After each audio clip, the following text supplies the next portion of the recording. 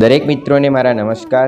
હું છું નૈમિષ શ્રીમાળી અને આજે આપણે જાણીશું કે શ્રાદ્ધ પક્ષ કોને કહેવામાં આવે છે તથા શ્રાદ્ધ કર્મ કેવી રીતે કરવામાં આવે છે।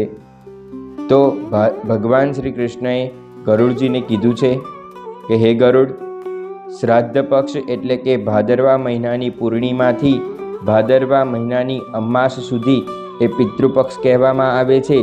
તે સમયે દરેક પિતૃઓનું શ્રાદ્ધ કર્મ થાય છે। શ્રાદ્ધ કર્મ એટલે કે પિતૃઓને ભોજન અર્પણ કરવું। ભોજનમાં પિતૃઓને ખીર, પૂરી, દાળ, ભાત, શાક અનેક દરેક પ્રકારની પૌષ્ટિક વાનગીઓ પિતૃઓને અર્પણ કરવાની। તેમની થાળી તૈયાર કરી સર્વપ્રથમ પિતૃતર્પણ કરવાનું। પિતૃતર્પણ કરતી વખતે પિતૃસ્વધા મંત્રનો ઉચ્ચારણ કરવાનું।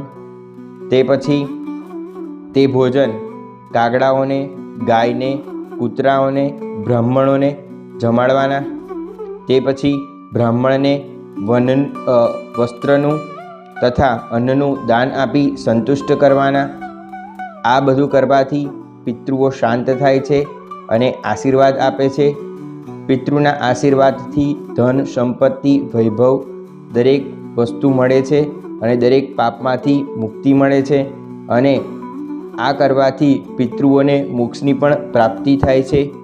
આ રીતે આપણે શ્રાદ્ધ પક્ષની અંદર શ્રાદ્ધ કરવું જોઈએ અને દરેક પિતૃઓનું તિથિ પ્રમાણે કે જે તિથિએ જે પિતૃનો મોક્ષ થયો હોય તે તિથિએ તે પિતૃનું શ્રાદ્ધ કરવામાં આવે છે।